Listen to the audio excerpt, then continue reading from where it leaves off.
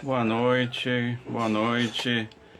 Live de hoje, uma live muito importante, muito necessária.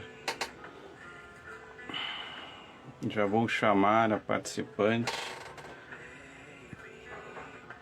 a Nicaia. Nicaia. Olá, tudo bem? Nicaia. Oi, Nicaia. Você consegue me escutar? Escutar sim, eu não tô te vendo. Deixa eu tentar entrar de novo.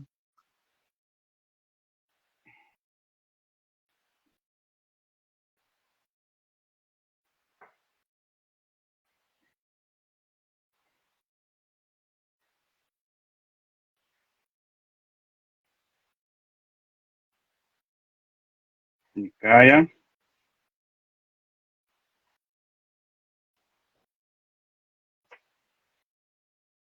Vamos lá ver se...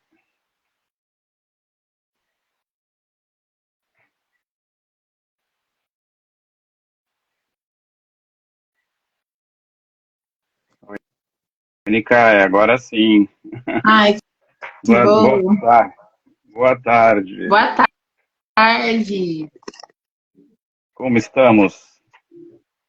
Estamos bem. Uma boa tarde para a gente fazer esse debate importante. Agradeço pelo convite. Sem dúvida, eu que agradeço muito ter aceito esse humilde convite.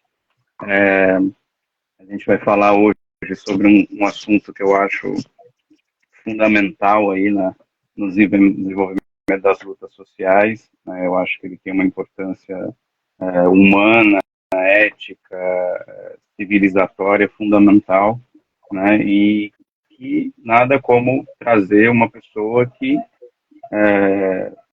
sabe mais que isso, do que do ponto de vista meramente acadêmico, né? Eu já começo pedindo para você se apresentar, fazer sua apresentação da Nicaia, enfim. E aí a gente vai nessa dinâmica de desenvolver por blocos, né, como a gente havia inicialmente falado. Eu vou conduzindo, eu vou lendo aqui, mas assim, há toda uma liberdade para a gente falar, voltar, interromper. É muito dinâmico a coisa, que não é uma live acadêmica, longe disso. É uma live, é um bate-papo entre camaradas. Eu te dou a palavra. Obrigada. Oi, gente. Para quem não me conhece, eu me chamo Nicaia. Sou uma mulher transsocialista. Eu milito no PSTU, Partido Socialista dos Trabalhadores Unidos. Sou formada em Ciências Sociais, sou bancária, trabalho no Banrisul, que é o banco aqui do estado do Rio Grande do Sul, ativista do movimento trans e compõe a Secretaria LGBT Nacional do PSTU. Também milito na seção internacional que o PSTU participa, que é conhecida como Liga Internacional dos Trabalhadores, chamada LIT. Então, prazer estar aqui com vocês, agradeço muito pelo convite, por poder fazer esse debate, porque é um tema bastante importante e central, assim, na conjuntura política e no momento que a gente está vivendo, né? Não que não fosse um tema que tangenciasse as vidas e as gerações passadas, mas a luta trans, ela acendeu e ficou mais forte nessa última década, né? Que colocou, inclusive, em pauta as necessidades da população trans na luta de classes, então acho que é um debate bem importante. Sem dúvida. É,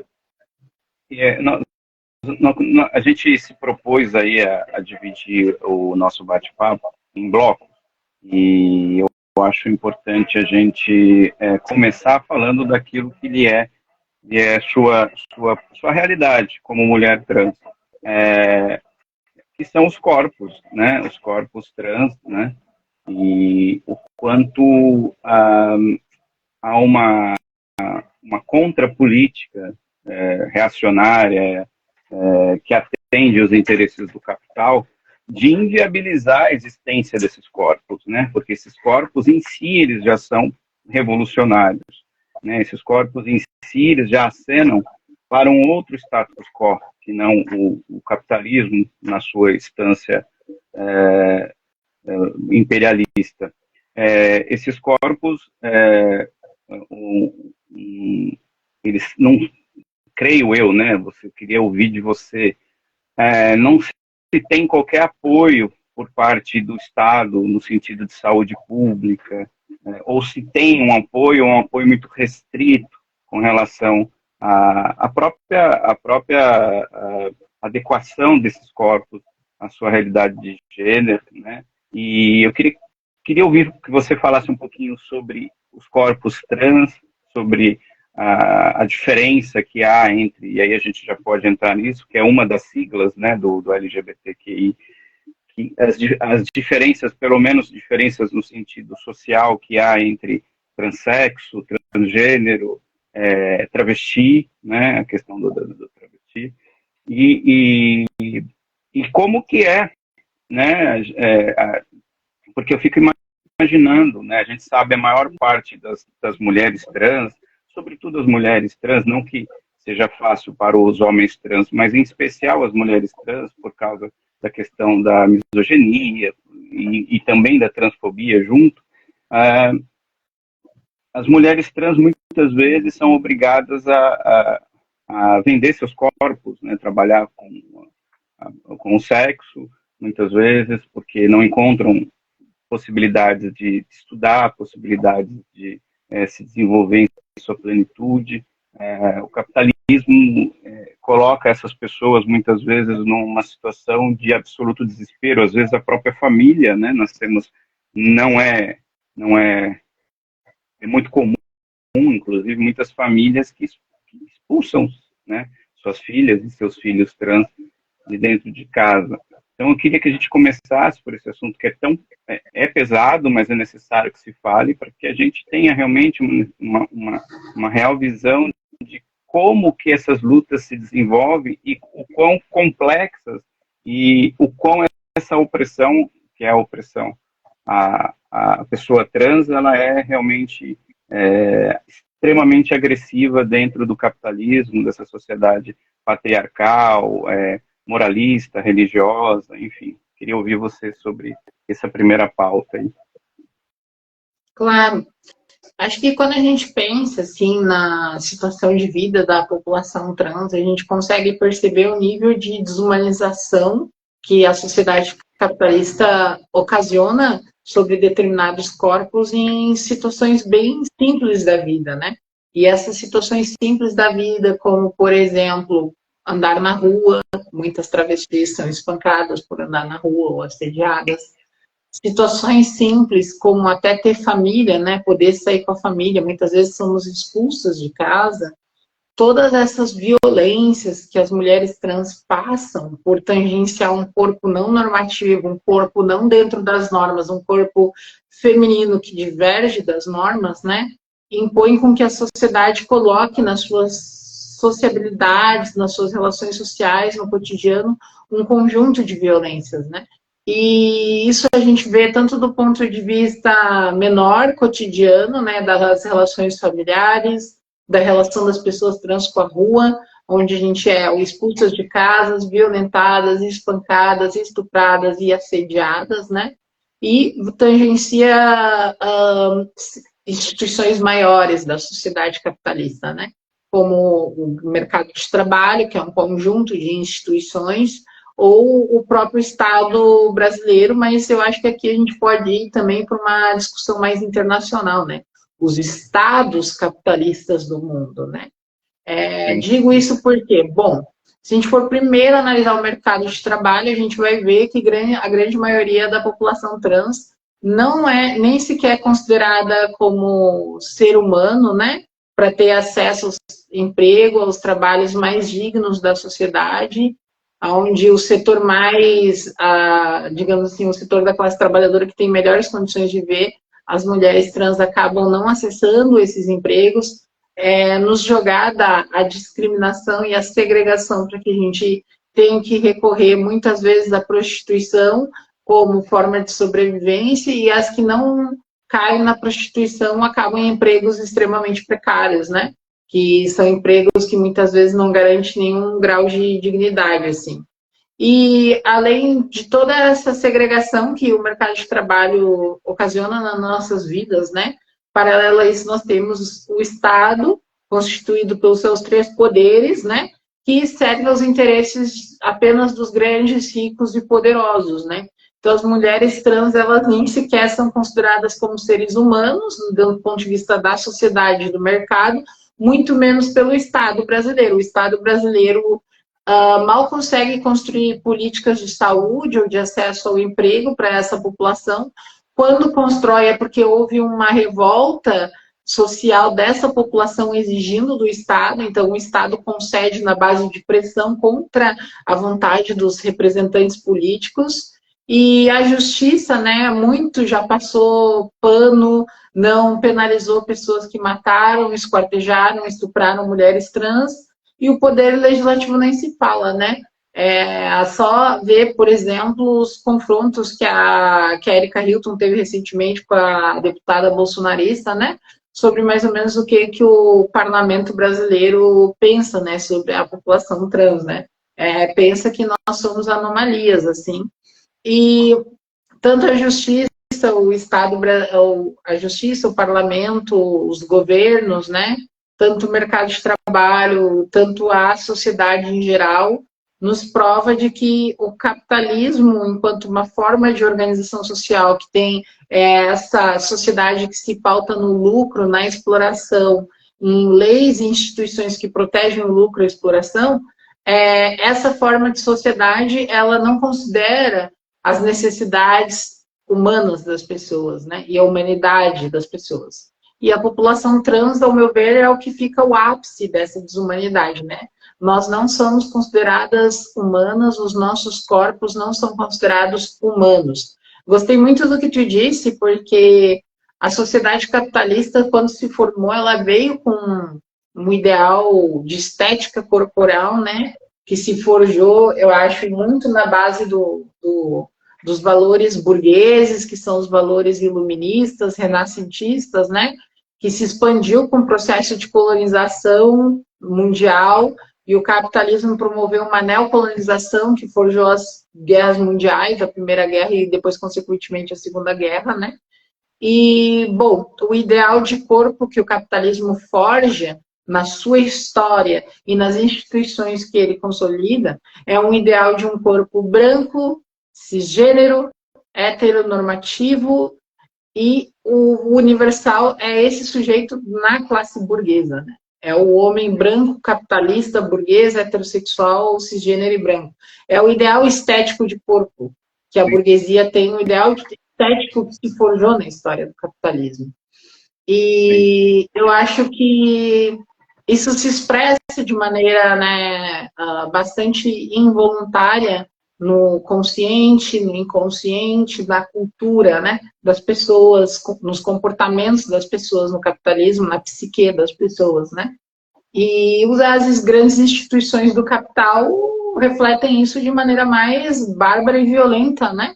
No Brasil, eu dei o exemplo agora do Brasil, mas se a gente for parar para pensar como a colonização expandiu o capitalismo enquanto modo de produção pelo globo inteiro, a gente pode perceber que a criminalização da população trans não é algo singular, particular do Brasil ou da América Latina, né? O Putin acabou de criminalizar a população trans. Lá nos Estados Unidos, inclusive, há muitos projetos que buscam criminalizar a população trans, as drag queens. A Folha de São Paulo lançou um conjunto de compilados de projetos no Parlamento Brasileiro que buscam criminalizar.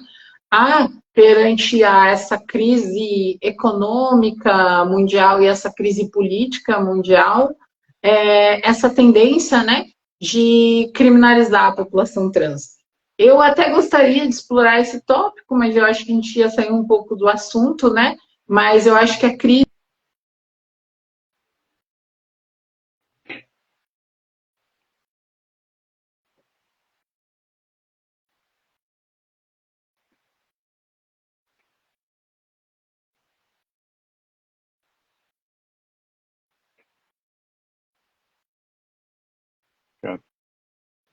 Eu acho que congelou a imagem dela. Espera ela voltar.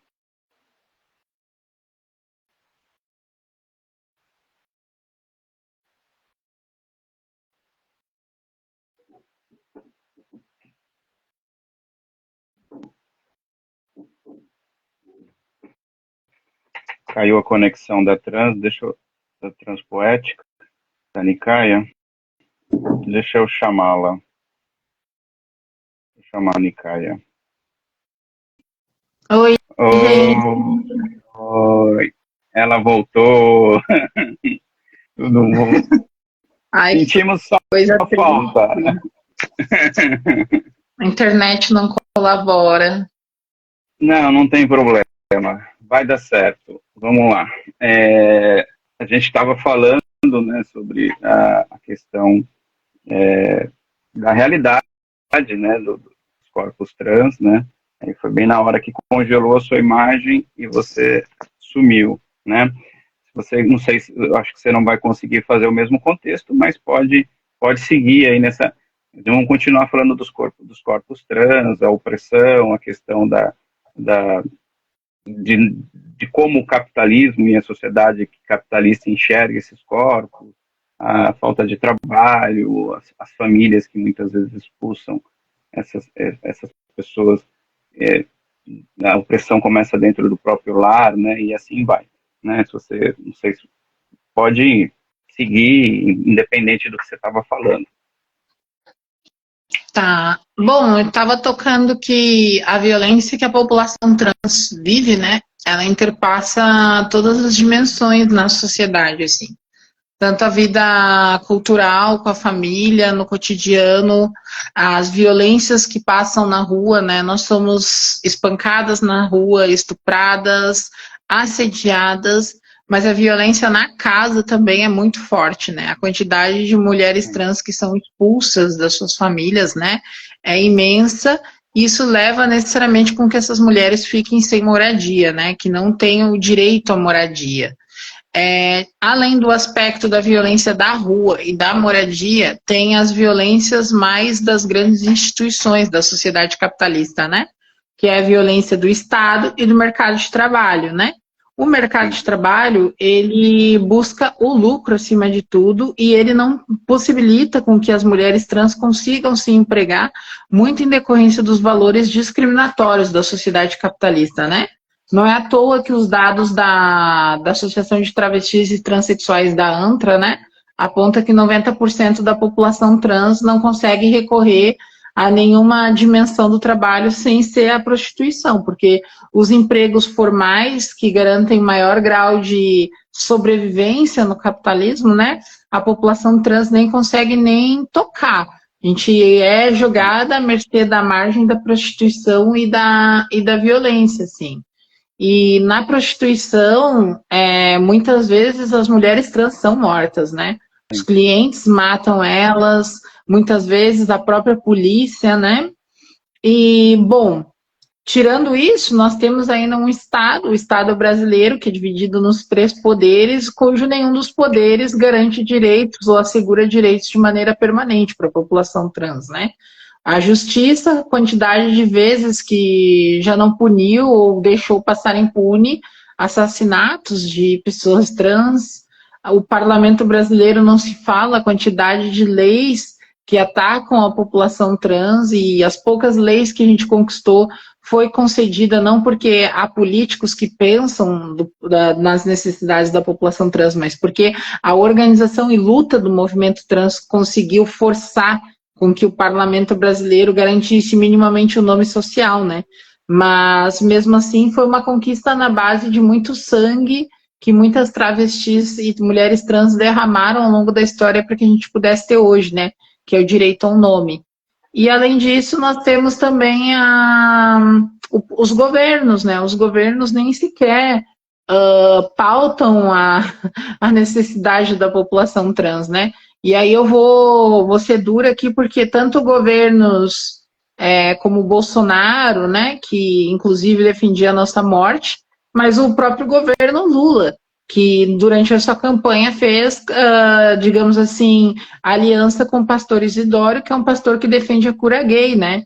E até, digamos assim, na subida da rampa do governo Lula, que foi muito simbólico para muita gente, você não encontrava, dentro do simbolismo, uma mulher trans ali, né? Não encontrava.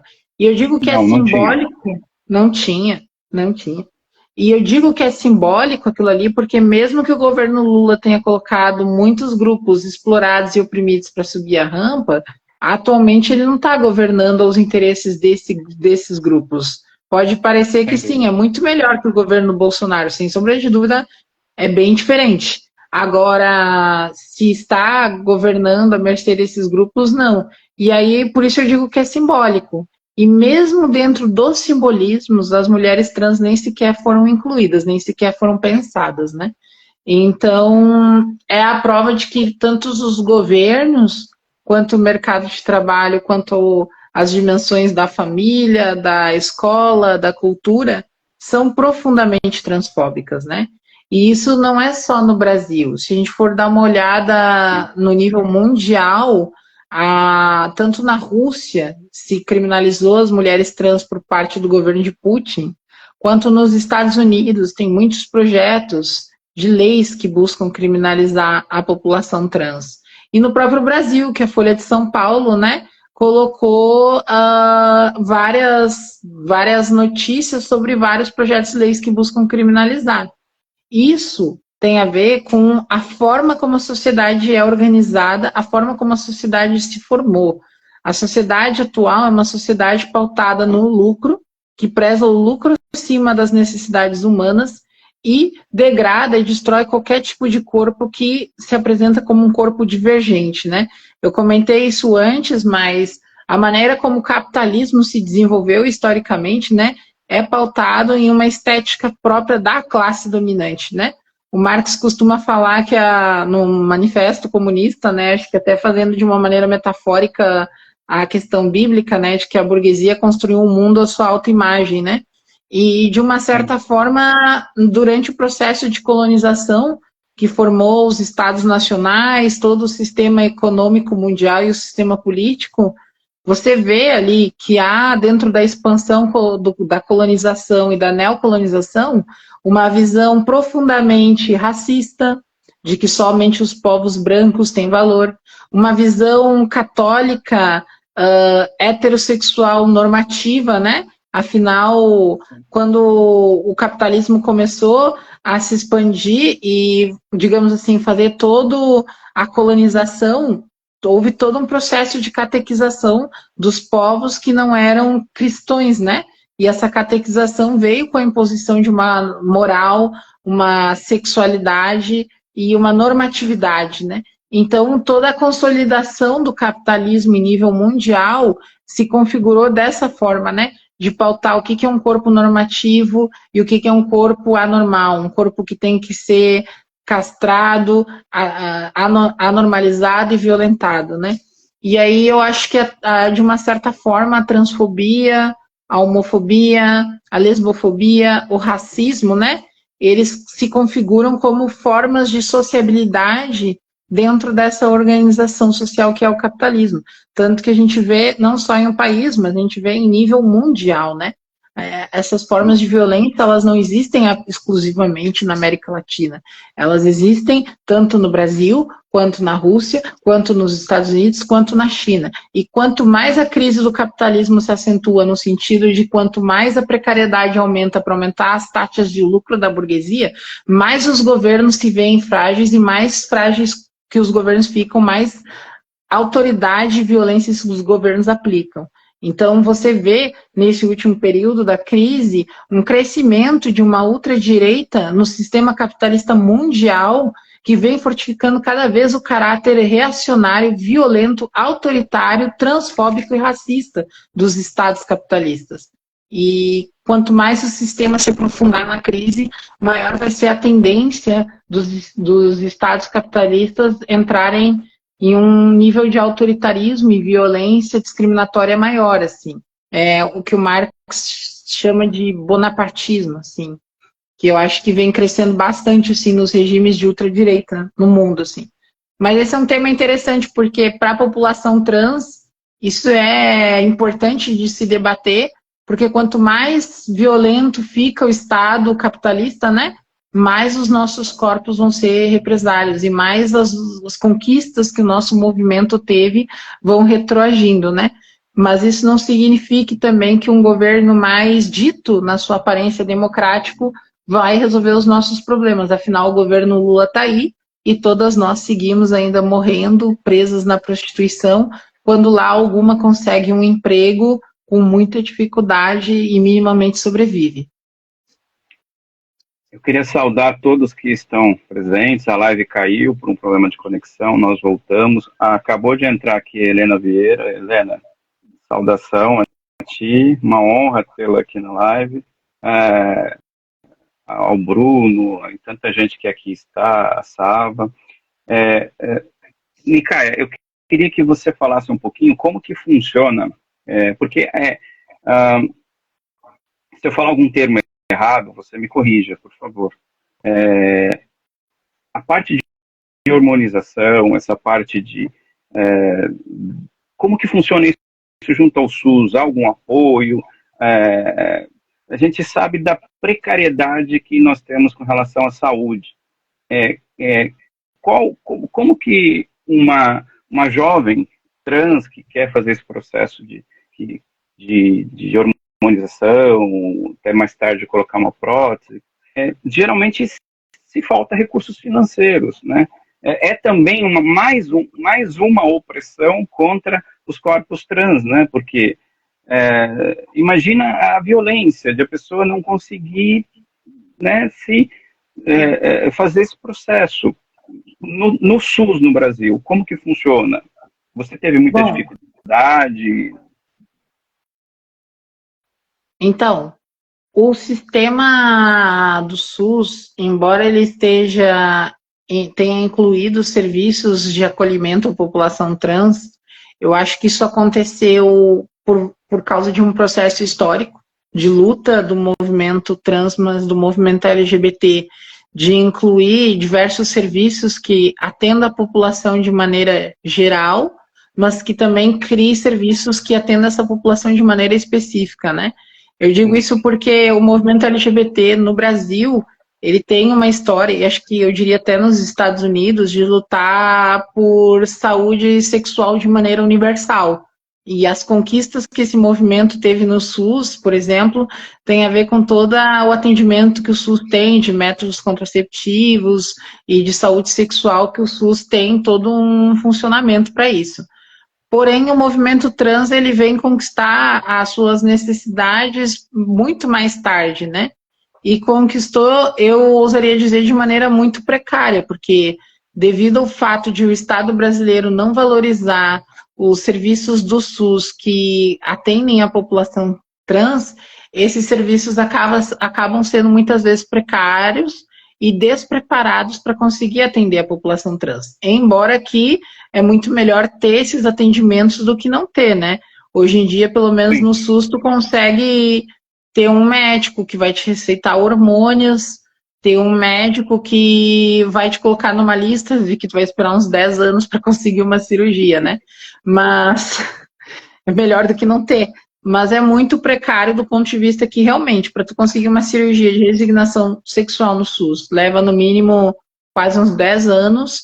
Para você conseguir hormônios gratuitos no SUS, tu tem que aguardar um bom tempo e ter sorte que na tua região tem algum hospital que forneça. Na minha tem, aqui em Porto Alegre, o Hospital de Clínicas fornece hormônio gratuito, por muita luta que o movimento trans teve aqui na cidade, mas eu sei que, por exemplo, em outros lugares não fornece. E aqui é só um ponto do Brasil, imagina os outros todos os pontos, né? E, sim, bom, a população trans relata assédio dos médicos nos atendimentos, transfobia velada, entende? Então, os próprios trabalhadores da saúde, eles não recebem formação para conseguir atender essa população na qualidade que deveria atender. Porque o próprio sistema de saúde acaba sendo precarizado pelos programas econômicos neoliberais dos governos brasileiros, né? E acaba que não fornece nem a formação para os trabalhadores da saúde, muito menos os recursos para atender essa população ao seu todo, né? Mas sem sombra de dúvidas, comparado ao passado, o movimento trans conquistou muito no SUS, muito, mas ainda é muito pouco pairando o que a gente precisa. Cirurgia de resignação sexual leva tempo, a prótese das mamas só podem ser colocadas pós a cirurgia de resignação sexual, então tem que esperar no mínimo 8, 9, 10 anos. Eu, por exemplo, estou esperando a minha resignação sexual no SUS desde 2017, e ainda está distante, assim. Então, é isso, é bem precário, é um atendimento que muitas vezes também não consegue contemplar todas, porque cansei de ver mulheres trans saindo de atendimentos do SUS me relatando que o médico disse que ela não era trans suficiente para fazer cirurgia. Cansei de ver mulheres trans relatando que foi ameaçada no atendimento médico, de relatar que se ela relatasse o que aconteceu ali, eles processariam ela. Cansei de ver mulheres trans desistindo da cirurgia, porque os médicos costumavam criar uma categoria daquela que é mais feminina, é a trans de verdade, né? E isso tem a ver também com o fato de que agora um detalhe histórico, a psiquiatria, ela carregou historicamente duas visões das pessoas trans na história. Uma visão antiga de que a gente era uma espécie de doença e aberração, né? Que é a visão mais antiga, que vocês vão verificar em algumas teorias aí, tipo a teoria do Michel Foucault, ele elabora um pouco sobre isso, mas as teorias, a visão mais nova que a psiquiatria carrega é de que a transexualidade, que agora caiu, né, caiu recentemente na OMS, a transexualidade como uma lista de doença, mas até 2019 a OMS considerava a transexualidade uma doença, né? E essa visão que a psiquiatria tinha é que o nosso desconforto em não querer aceitarmos sermos homens, esse desconforto que a gente tem, de uma certa forma, é uma doença psíquica que só vai ser curada se a gente fazer a nossa transição. Então, essa era a visão que a psiquiatria até então carregava sobre mulheres trans, e isso se replicava enquanto comportamento e discurso dos médicos em atenderem a população trans, inclusive no sistema público brasileiro, no SUS, né?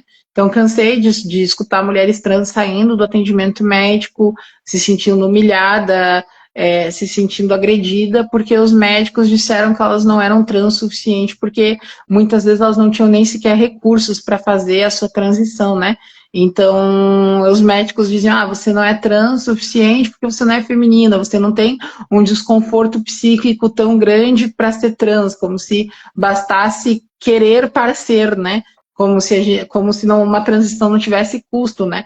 E também eu acho que não tem nada de errado uma pessoa simplesmente não querer fazer uma transição completa, sabe? Essa visão de que Sim. você precisa fazer uma transição completa para ser uma pessoa trans é uma visão bastante equivocada, né? Sim. E, de uma certa forma, essa visão de que a gente é doente e que a cura da nossa doença seriam cirurgias de resignação sexual, né?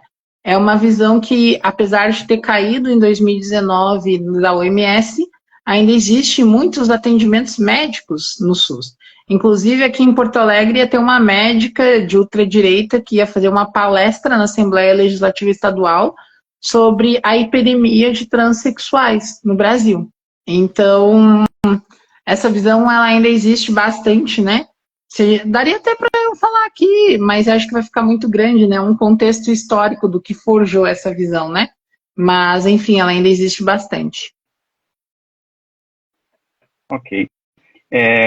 Eu sei que você tem um limite com relação ao horário, você me mandou alguma coisa, eu não consegui ler. Você mandou, eu já estava aqui. Qual que é o seu limite de horário? 18h40. Então a gente tem tempo. Então, se você quiser fazer essa contextualização, você pode fazer. E até tem uma pergunta que foi feita aqui com relação ao capitalismo, né, a superação do capitalismo e o fim das opressões, que a gente vai responder isso num bloco, vamos chamar assim, num bloco 3, que seria para fechar. Realmente a gente tem essa compreensão, Bahman Filho, como vincular a superação do capitalismo, e ele fala numa outra pergunta, implica na emancipação do regime de propriedade privada dos meios de produção. Aí a gente vai falar disso mais para o final, porque eu acho que aí seria realmente a proposta que nós enxergamos, né, não só. E aí a gente já pode entrar também na questão a gente falou um pouco da questão trans, né, e é fundamental aí, e aí nós temos uma sigla, né, que o movimento LGBT lá atrás era só GLS, né, e aí foi incorporando uma série de estudos, uma série de pessoas pensando e lutando sobre essas questões, e foi incorporando o L, o G, o B, o T, o Q, o I, o mais, né? Porque assim, essa questão tanto da sexualidade como a questão de gênero, é um assunto que não se esgota. A complexidade humana com relação a isso é gigantesca. Tanto é que povos ameríndios, povos na América, como na África, povos originários, eles já não trabalhavam essa questão da binaridade, né? Os gêneros já eram fluidos, já existia uma flexibilidade com relação a isso. O capitalismo ocidental, por razões muito óbvias, padronizou tudo dentro de categorias mercantis e fetichizadas, né? Então nós temos lá o homem, como se entende dentro do conceito heteronormativo, e a mulher. E ponto. Tudo que é diferente a isso é condenado, seja pelas religiões, que são um dos braços desse capitalismo, seja por todo um discurso reacionário que você bem colocou aqui. De tempos para cá, a gente vê aí a questão da extrema-direita crescendo no mundo, e a gente, como bons trotskistas, né, sabemos que isso é fruto da crise de direção, né, que não se supera. Então, evidentemente, a extrema-direita ganha ascenso.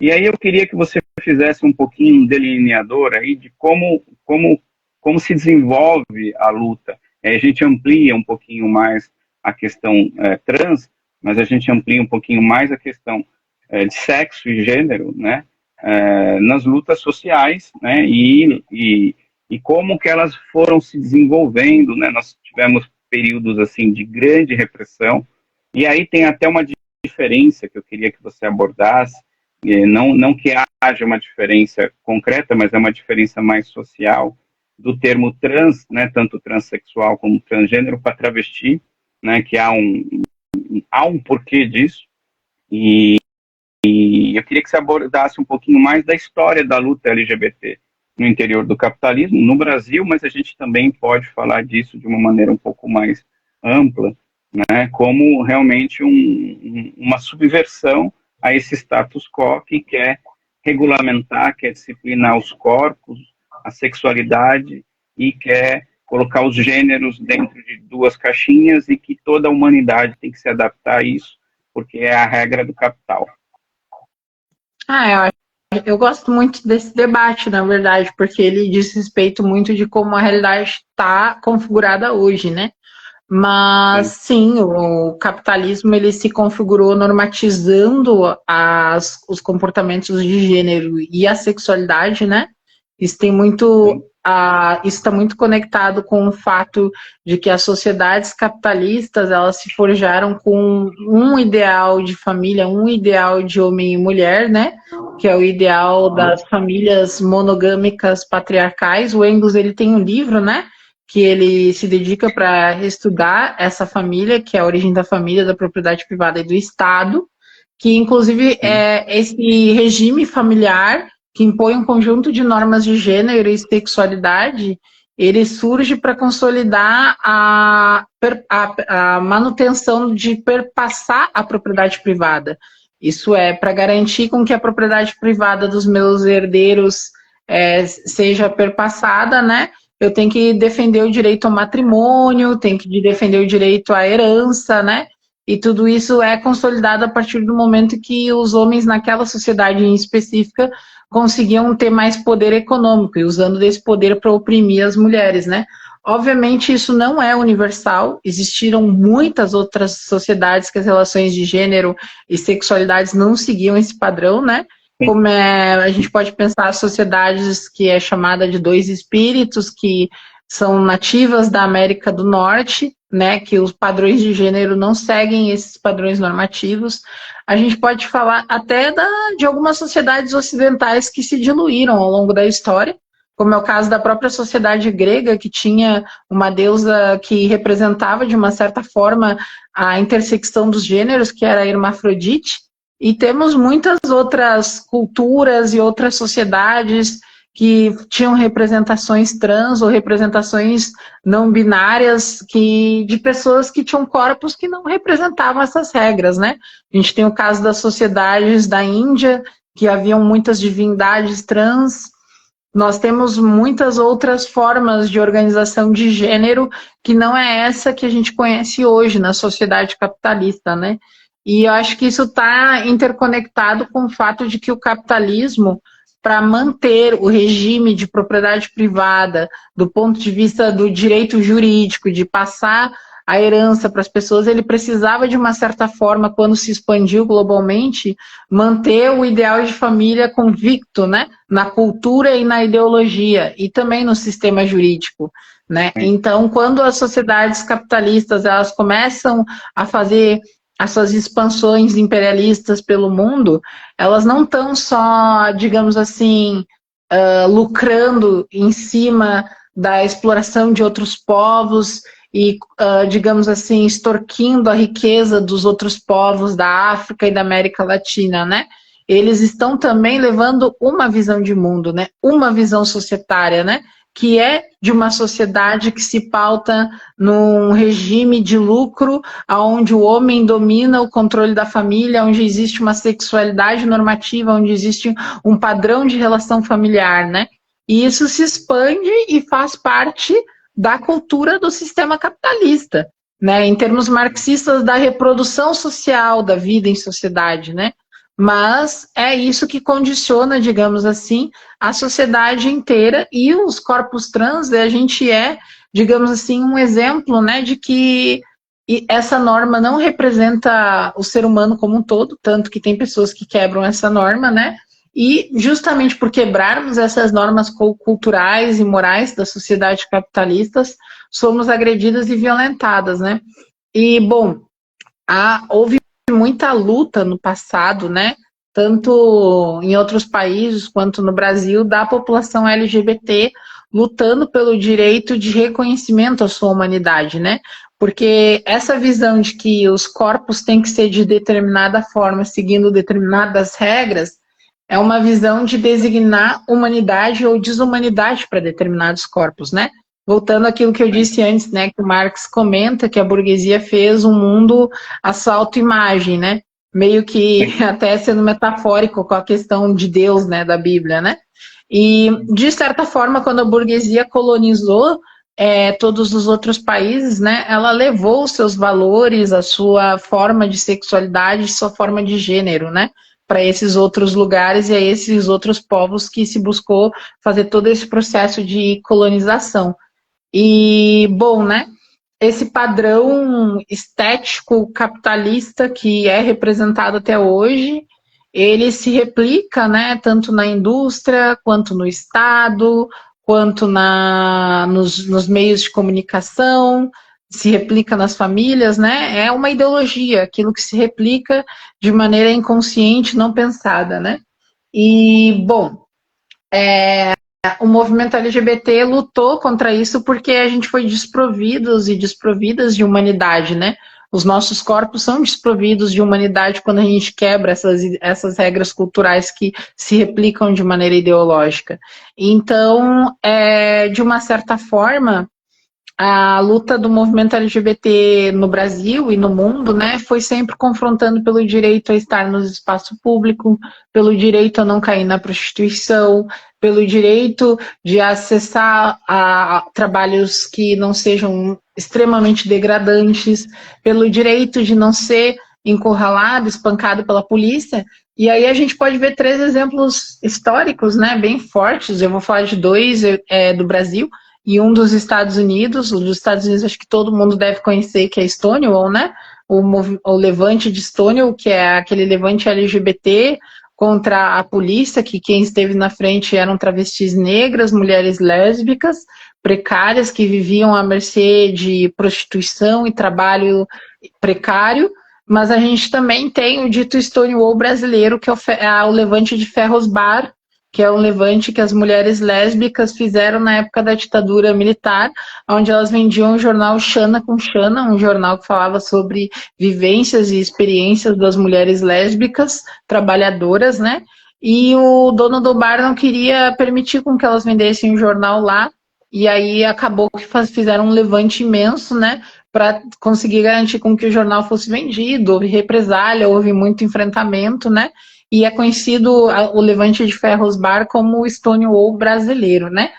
Tirando isso, vocês também já devem ter ouvido falar, eu não sei, da Operação Tarântula, que é uma operação que a ditadura militar instaurou aqui, né, no Brasil, para conseguir prender e espancar mulheres trans, porque consideravam elas como enfim, como a sociedade sempre nos considera, né, anormais. Tinha aquela lei da vadiagem, né, que era usada como pretexto, sem falar a quantidade de estupros e espancamentos, né, que tem o caso de uma mulher trans que eu li, uma matéria sobre ela, que é chamada Waluma, né, e a Waluma comenta que ela teve que, muitas vezes, fazer sexo oral, foi estuprada, né, forçadamente por brigadianos, policiais militares no Brasil, na década ali do final de 70, início de 80, no período do final da ditadura, redemocratização, né, e a Waluma comenta que, depois de um tempo, ela descobriu um método de autodefesa da polícia para evitar os estupros, que é extremamente corrosivo. Ela cortou os pulsos com um gilete para ensanguentar todo o corpo, para afugentar a polícia dela, porque na época tinha uma propaganda, tanto aqui quanto em muitos outros lugares do mundo, de que nós éramos os grandes promovedoras e promovedores da HIV, né? A associação da HIV enquanto uma doença, uma praga LGBT, quando na verdade é muito mais da população hétero que provocou a disseminação, né? Nós éramos acusadas e acusados de disseminar HIV, né? Então a Aluma conseguiu se defender da polícia cortando seus pulsos com gilete, mostrando sangue, porque os brigadianos temiam pegar HIV ao ver o sangue das travestis próximos a eles. Então virou um método de autodefesa para não ser estuprada, onde ela tinha que se automutilar, né? O que mostra uma situação extremamente bárbara, né, do sistema capitalista tal como ele é. Mas eu acho que de exemplos históricos eu posso trabalhar esses três, assim, né? E toda essa luta foi provocando, né, com que a diversificação e a complexificação do debate de gênero e sexualidade mudasse a sigla, porque é isso, né? Existiram muitas sociedades com outras identidades de gênero muito diferentes dessa normativa que a gente vive hoje, né? E eu acho que muitas vezes a sigla, ela tende a crescer justamente por entender que existem muitas formas de ser e de se expressar e de viver a sua sexualidade para além dessa forma normativa que foi imposta, né? A coisa é tão bárbara, né? Porque, assim, a sexualidade, a questão de gênero, são premissas extremamente íntimas e básicas de um ser humano. Você já nasce com essas, tanto com aquilo que é a sua identidade de gênero, quanto aquilo que é a sua identidade sexual. E quando você é tolhido disso, né, nós temos durante a história, né, se eu pegar o Oscar Wilde, Oscar Wilde foi preso porque era gay, né, porque ele tinha você falou agora do Putin, né, o Putin, a violência bárbara contra a população LGBTQ, até mesmo em Cuba nós tivemos problemas, né, nós não podemos deixar de falar disso. Então, depois da morte de Lenin, a coisa realmente ganhou um outro parâmetro, até no mundo que não deveria reprimir. Então, nós temos aí uma série de situações, né, que eu fico pensando, né, a gente está num nível tão básico, né, que nós estamos discutindo banheiro, né, ou seja, um ser humano, ele tem necessidades fisiológicas. Uma mulher trans tem que ir ao banheiro, um homem trans tem que ir ao banheiro. E a coisa é um nível tão aquém do que nós poderíamos pensar enquanto seres pensantes, de que imagina você ser tolhido. A violência é tão grande, você ser tolhido de ir ao banheiro. Então, as violências contra a população LGBT, e aí no caso específico dos corpos trans, é de uma crueldade que leva, e aí a gente poderia também falar um pouco disso, há muitos casos de depressão, de suicídio, a expectativa de vida. Eu nunca vi estudos os estudos discordam um pouco, né? Mas a expectativa da mulher trans de vida no Brasil é um terço da expectativa de vida de uma mulher cis, por exemplo. E há um outro problema dentro do próprio movimento feminista, e isso é de uma estupidez e de uma brutalidade de mulheres feministas transfóbicas. Então, assim, eu estou abordando alguns pontos, né, para quem vai ver essa live, quem está vendo, quem vai ver depois, ver o tamanho da crueldade, o tamanho da opressão, que a gente sabe, sim, que é fruto do sistema capitalista e que não vai ser superada pelo sistema capitalista, mas evidentemente que essas batalhas, né, dentro daquilo que é direitos básicos de um ser humano, elas têm que se desenvolver, elas não podem deixar de se desenvolver. Você falou um pouco do SUS, né, você falou que a sua cirurgia de ressignificação está marcada para daqui a 10 anos, assim, eu achei uma coisa surreal, né, surreal. Né? E você também tocou num ponto fundamental, e que não necessariamente uma mulher trans tenha que se submeter ou não a essa cirurgia, não é isso que faz, né, como dizia Simone de Beauvoir, né, não se nasce mulher, né, se transforma em mulher. Né? Então, o mulher é muito maior do que essa questão do corpo em si. E eu queria que você falasse um pouquinho, por exemplo, a gente vive um país que tem uma moralidade tomada, né, por conceitos absolutamente anacrônicos, conceitos de... ainda se fala aqui em criacionismo, ouvimos até terraplanismo aí durante um período, né? Então, a batalha também se dá no campo da prática, mas também das ideias. E aí tem muita gente boa produzindo muita coisa. A Helena Vieira entrou aqui, saiu, mas assim, muita gente produzindo, muita gente pensando, os partidos como o PSTU, com um agrupamento de luta específica do movimento LGBT. Como que você acha que está isso? Quantos anos? Eu não sei quantos anos você tem, eu não perguntei isso. 28.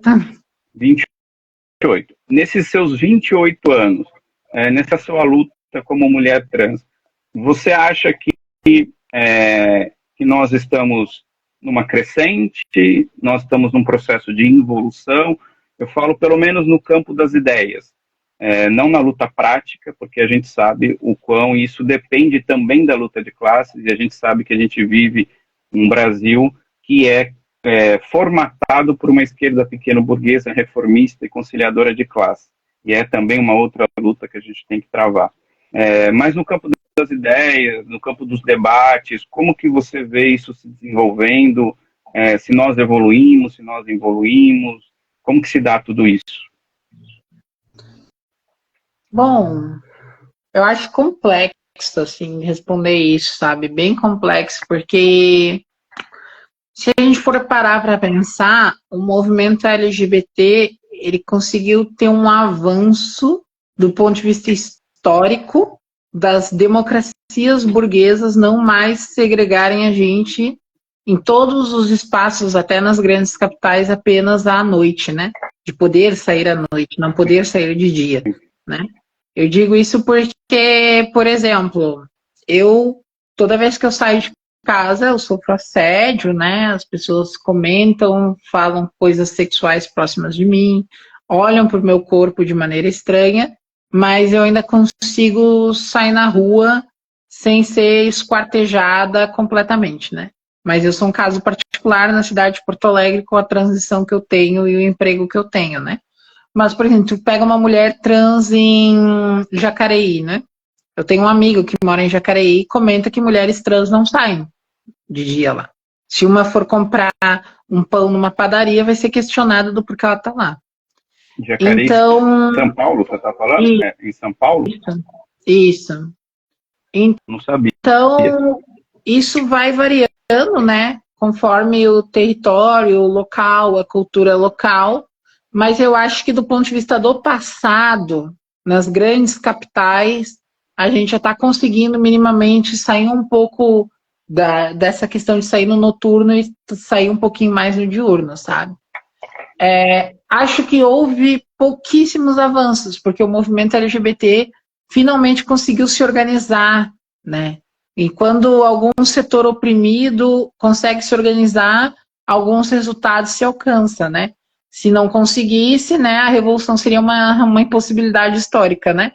Sim. Então, sim, nós tivemos alguns avanços, mas do ponto de vista das ideias, esses avanços, eles nem sempre permanecem, né, cristalizados no pensamento, né?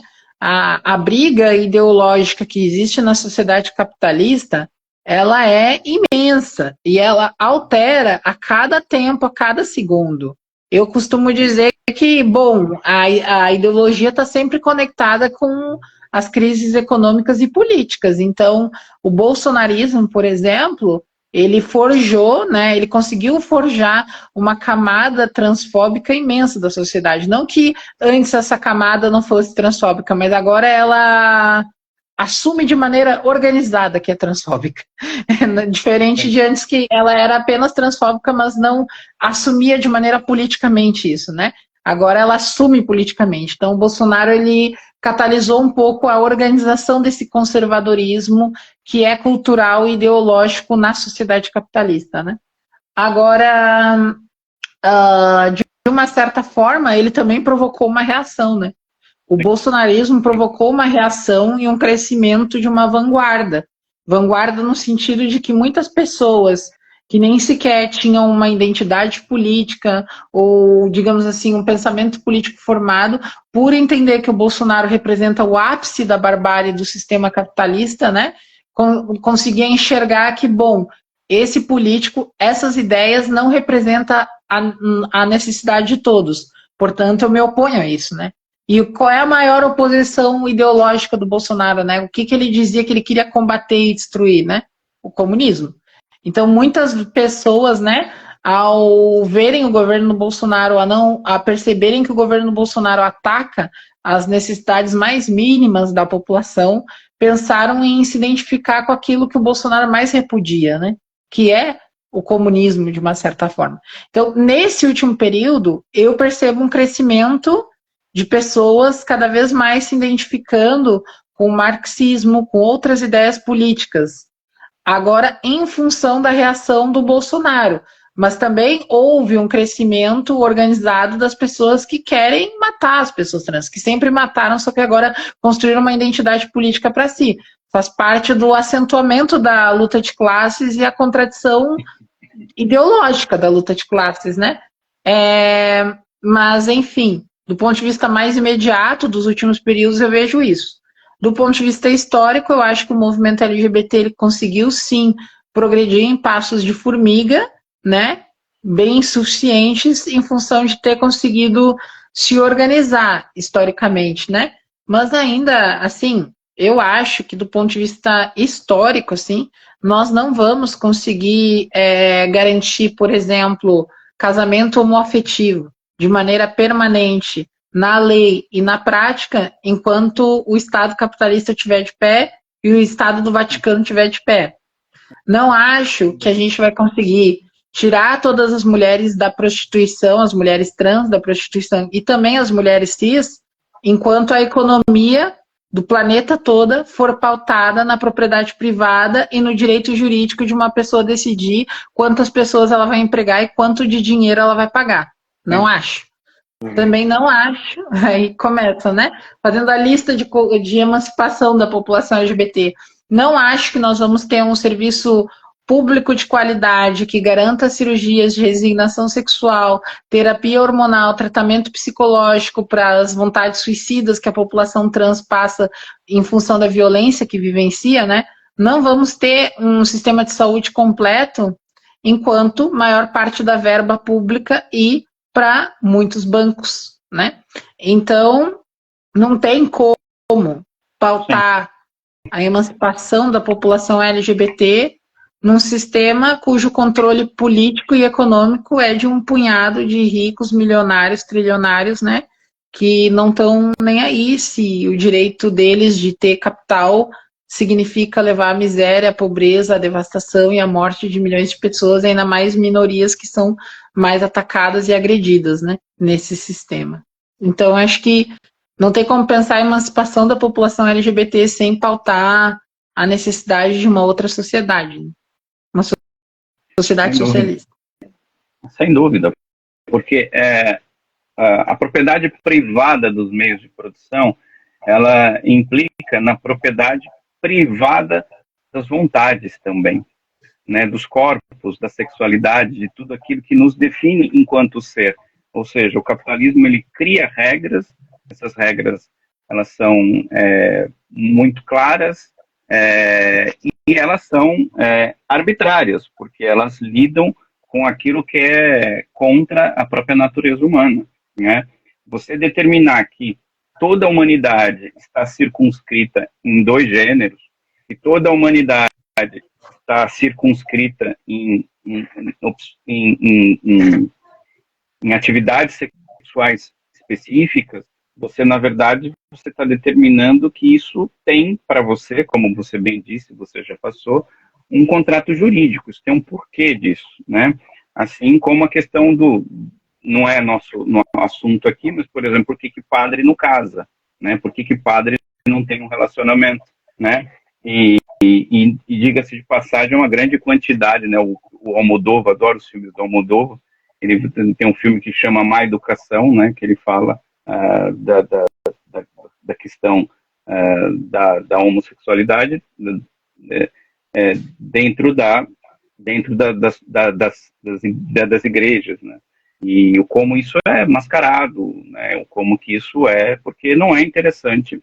É interessante eu continuar criando uma cultura onde aquilo que interessa ao capital é o que interessa a todos, ou aquilo que interessa à propriedade privada é o que interessa.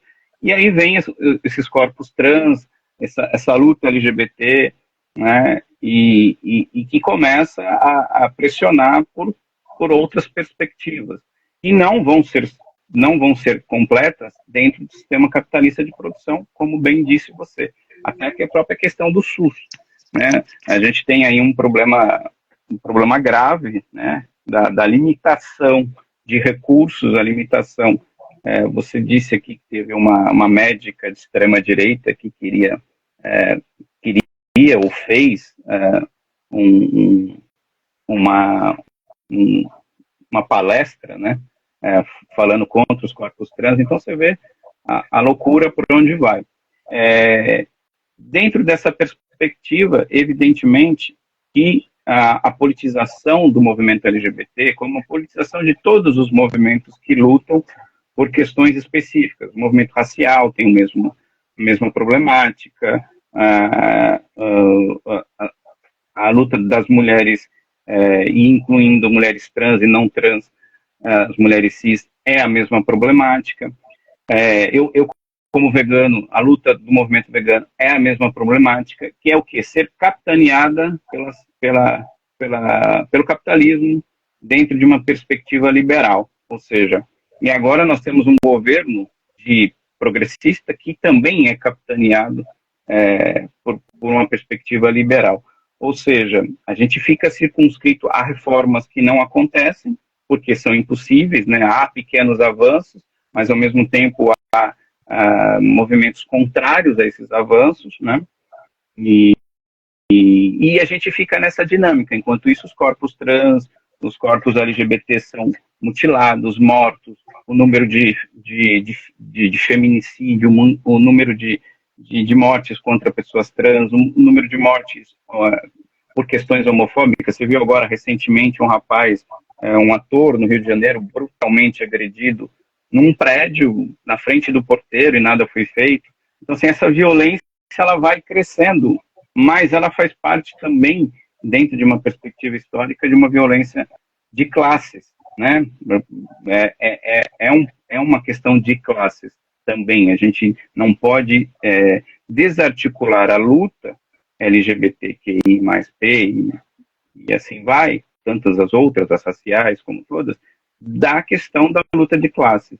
E aí a gente poderia realmente entrar no terceiro bloco da coisa. Você já avançou um pouco, que é que, na verdade, essas lutas elas têm que se unificar a outras categorias, como a classe, ao proletariado, aos camponeses, no sentido de superação do regime capitalista de produção, né? Talvez, assim, dentro desse processo histórico, a gente avance para uma nova sociedade, e é evidentemente que essa nova sociedade vai ser pensada sobre uma outra ótica. Eu queria que você já falou um pouco sobre isso, eu queria que a gente falasse um pouco mais, né? E aí depois que a gente voltar desse bloco, para não estourar o seu horário, eu deixo você com as considerações finais. Não, claro. Bom, eu acho que assim, você não tem como pensar, digamos assim, uma sociedade em que as necessidades da população LGBT sejam pensadas, ou a necessidade da população negra seja pensada, sem pensar o projeto de poder. O projeto de poder é pensar o poder público que controla a sociedade, o poder público que cria as leis e o poder público que aplica as leis, né? E isso hoje é pautado na lógica de servir ao grande capital, a quem quer lucrar em cima de todas as relações sociais instituídas, né? Sejam relações de trabalho, mas também sejam relações mercantis, relações culturais. E, bom, como é que a população LGBT vai pautar suas necessidades, como, por exemplo, empregabilidade, muitas pessoas desempregadas à mercê da prostituição, ou vai pautar um serviço de saúde que atenda suas necessidades, se o parlamento e os governos estão a serviço de apenas garantir projetos que aumentam o lucro dos grandes capitalistas, né? E pautam, digamos assim, as necessidades da população LGBT quando lhes interessa para gerar lucros ou quando lhes interessa para refrear a radicalidade do movimento, né? Então, acho que dou duas formas de se pensar.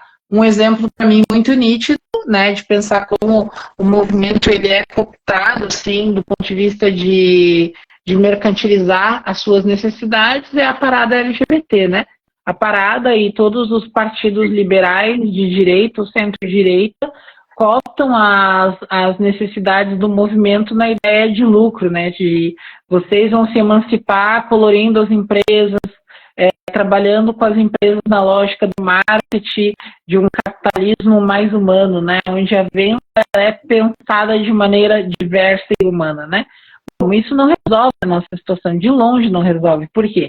Porque a grande massa da classe trabalhadora não vai acessar os empregos no capitalismo, porque o capitalismo se sustenta em desemprego, gera lucro não garantir pleno emprego no país. A burguesia lucra com desemprego. E ela, inclusive, instrumentaliza a discriminação para, inclusive, não garantir empregos para a população que é segregada.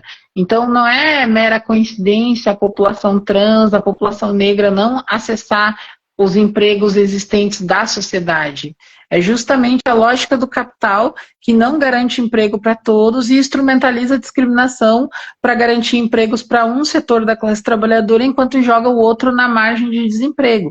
Então, mesmo que a gente construa 30 mil políticas de pink money em 30 mil empresas, vão haver pessoas LGBTs na margem do desemprego, mesmo com que as empresas pautem essa discussão da diversidade, do respeito, as pessoas LGBTs continuarão sendo exploradas pelos grandes capitalistas, né? E, enfim, se a gente pautar também do outro ponto de vista da luta no sentido do movimento conceder para refrear, que aí eu dou o exemplo aqui no Rio Grande do Sul, que o movimento trans conseguiu conquistar as cotas para a população trans, mesmo com que tu tenha essa conquista, eu, Nicaia, consegui acessar um emprego através dessas cotas, né? Mas, por exemplo, muitas travestis negras aqui do Rio Grande do Sul nunca vão conseguir acessar essa condição de estar empregada. Por quê? Porque essa cota atende apenas a 1%. Por que essa cota existe apenas em 1% aqui?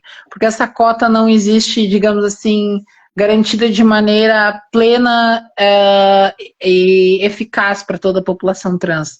Porque o regime da propriedade privada, que é o regime do lucro, que controla o Estado, controla as políticas estatais, não pensa nas necessidades de garantir pleno emprego para a população LGBT e para a população trans, pensa apenas em garantir lucro e concede poucas necessidades para refrear o movimento.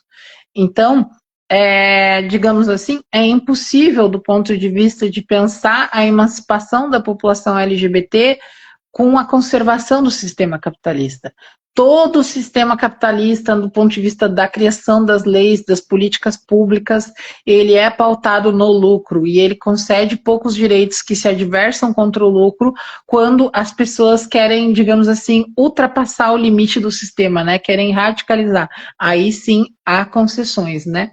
Mas essas concessões não são permanentes. Não vejo, eu deslumbro aqui as possibilidades futuramente do governo, do atual governo do Rio Grande do Sul, que é o Eduardo Leite, ou até outros governos, a tirarem essa cota que foi conquistada na base de muito sangue. Não tenho dúvidas de que isso é possível. Assim como também o governo Bolsonaro liquidou com inúmeros direitos que tinham sido adquiridos, né? O sistema capitalista, ele é assim. Quando você consegue algum direito na base de muita luta, vem uma crise, há uma troca de governo ou há uma troca de conjuntura, esses direitos são liquidados. Então, qual é a maneira de garantir direitos de maneira permanente e eficiente? Construindo uma sociedade onde quem governa sejam os oprimidos e os explorados, a classe trabalhadora e todos os movimentos sociais que lutam por emancipação. Que nós tenhamos o poder de decidir as leis, que nós tenhamos o poder de construir as políticas públicas e que nós tenhamos o poder de aplicar a justiça. Uma sociedade em que a classe trabalhadora governe é uma sociedade socialista. E é nesse sentido que eu penso a emancipação da população trans. Por exemplo, na Revolução Russa, antes da morte do Lenin, haviam soviets, que eram conselhos populares, onde as pessoas participavam para tomar decisões de como iam ser pensadas as leis e as políticas de governo. Havia um soviet, que na verdade não era bem um soviet, era um departamento de mulheres do Partido Bolchevique, mas que funcionava como um soviet, que era o departamento de Zenotidel, que era um departamento de mulheres que compôs políticas públicas e ideias de como construir políticas governamentais para as mulheres na Rússia, né? E esse departamento já discutia o quê? Lavanderias e restaurantes públicos para acabar com o trabalho doméstico nas costas das mulheres, já discutia liberdade sexual na Rússia, isso é, colocar abaixo a lei do czar, que elas até conseguiram, de que criminalizava a população LGBT russa, e além disso, também se estava discutindo as cirurgias de resignação sexual. A própria Rússia, naquele período da União Soviética, encaminhou um representante para um congresso em Berlim que iam discutir a diversidade sexual e as pesquisas de cirurgias de resignação sexual que já estava começando naquele período na Alemanha. e um dos representantes que foi enviado se chamava Gregory Baltz, que era um representante da União Soviética, que inclusive foi enviado lá para Berlim para fazer a parte das pesquisas e das discussões que aconteciam lá. Por quê? Porque havia debate público dentro dos soviets em relação a isso. Obviamente não era algo massificado, porque a população russa era extremamente conservadora 100 anos atrás, estava saindo de um regime onde a igreja e o czar dominava tudo, um regime extremamente patriarcal e violento, mas havia uma vanguarda. Havia um grupo de pessoas, uma discussão política bem mais forte e teórica acentuada que tinha poder de participar dos conselhos e pautar essas necessidades. Então, como seria uma sociedade onde a população trans pudesse ir no Conselho Popular e pautar suas necessidades em projetos de lei? Como seria essa sociedade, né? Muito mais elevada do que a nossa, né? E para isso a gente tem que fazer o quê? A gente tem que controlar a economia, temos que controlar o poder político da sociedade. Por isso, uma sociedade socialista é o que eu acho mais estratégico, eficiente de conseguir pensar a emancipação das nossas necessidades. Tu falou alguma coisa? Não. Não sei se você encerrou essa parte. Você encerrou? Não sei se encerrou essa parte. Tinha mais uma outra coisa, assim, que...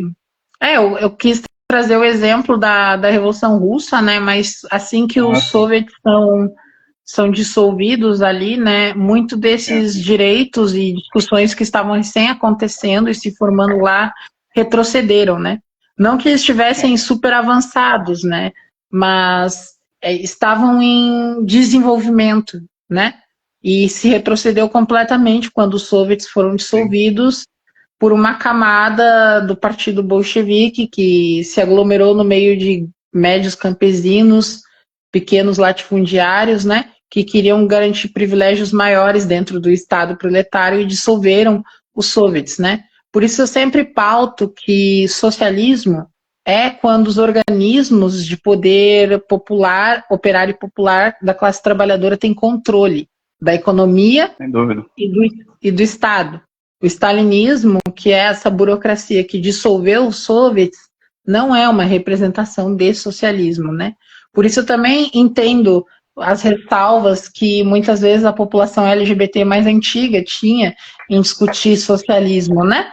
Porque, digamos assim, os exemplos de socialismo que a gente tinha, né, é a concepção dessa burocracia, que inclusive criminalizou, né, a população LGBT em 1934 na Rússia, e a burocracia cubana, né, que colocou, o próprio Fidel Castro assumiu, né, mas não, socialismo é quando nós temos o poder, através de conselhos populares, de controlar e organizar a economia e os projetos de leis de políticas públicas. Então, só pontuar isso, que eu acho que é importante. E detalhe, tem no livro da Sharon Wolf, Sexualidade e Socialismo, relatos, inclusive, de pessoas que se identificavam como homens, usavam vestimentas masculinas no Exército Vermelho e reivindicavam seu direito a serem chamadas por nomes masculinos, e, portanto, homens trans, né, naquele período. O que mostra, de uma certa forma, que a Revolução Russa, quando ela concedeu o poder na mão, de fato, da classe trabalhadora, havia, sim, chance de emancipar a população LGBT, né? Só que é isso, quando tu dissolve, tu retroage o avanço político da Revolução, né? Dissolvendo os soviets, tu faz a Revolução retroceder culturalmente, isso é, a cultura volta a ser mais patriarcal, misógina e homofóbica, né? Agora, quando tu garante os organismos da classe trabalhadora sob o controle da classe trabalhadora, aí você tem chance, sim, de construir uma sociedade que consiga exterminar a homofobia, a transfobia e o racismo, né? Mas aí também é um outro debate, né? Entender como a burocracia se formou, por que se formou, com qual razão essa burocracia surgiu e dissolveu esses conselhos. Mas pautando que hoje a gente tem que lutar por uma sociedade em que esses conselhos existam e que a gente comande, não os grandes ricos. Sem dúvida. Quando a gente fala em socialismo e revolução, nós somos nós defendemos o socialismo o socialismo marxista-leninista que Trotsky deu sequência, né? Não é o stalinismo, na verdade foi um movimento contra-revolucionário, mas esse seria um outro debate, né? Até me lembrei da figura do Sergei Baranov, que era um grande cineasta, ele passou a maior parte da vida preso. Qual era o crime dele? Ser homossexual. Então, assim, é cruel a coisa, né? As lutas contra as opressões, elas são incomensuráveis, elas não param. Eu agradeço demais você ter participado aqui, aceito o meu convite. Gostaria de fazer mais lives com você, quando você quiser, quando você tiver disponibilidade. A gente pode fazer lives maiores ou menores, a gente formata um modelo, né? Minhas lives geralmente são grandes, porque é um assunto que não se esgota, as opressões não se esgotam, muito pouco se sabe sobre a luta dos LGBTQI+, muito pouco se sabe sobre essa questão das lutas de gênero, das lutas, os debates que existem na academia, né, ou em alguns outros partidos que promovem esses debates, são debates muito escassos, né? Tem toda uma literatura gigantesca para se estudar sobre isso, mas ainda fica muito restrito a grupos específicos, até dentro da academia, são grupos muito particulares. Então, assim, eu agradeço, deixo você com as considerações finais. Eu queria que você falasse aí o que você tiver vontade de falar. Se tiver alguém que vai ver essa live lá na frente, ou aqui participando, está passando por esse processo de transição, que está passando por esse processo de tá no começo desse processo, e muita gente falou aqui, muitas mulheres trans, muitos homens trans depressivos, pensando às vezes até em suicídio, alguma coisa assim. Eu queria que você, que é uma batalhadora, uma mulher de sucesso, uma pessoa que está aí lutando, fazendo parte de uma vanguarda, você é um exemplo a ser seguido quanto mulher trans. Eu queria que fizesse suas considerações finais e se pudesse deixar um recado aí para essas pessoas, para esses companheiros, essas companheiras, esses camaradas. E já te agradeço de antemão, tá? De coração. Não, eu que agradeço. Obrigada mesmo, Walter.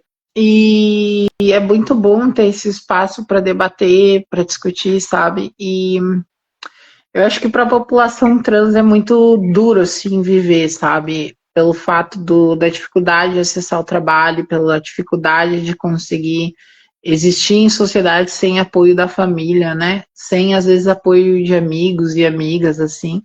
É bem difícil, é muito difícil. Eu sei porque eu passo isso, eu tenho amigas e amigos que passam isso, né? E a gente se frustra ainda mais quando a gente olha para o cenário político, né? Além da nossa vida em particular, né? Mas a toda a população trans que se sente sozinha, isolada, né? É importante o máximo, sim, encontrar outras pessoas trans para se apoiar, assim, muito importante.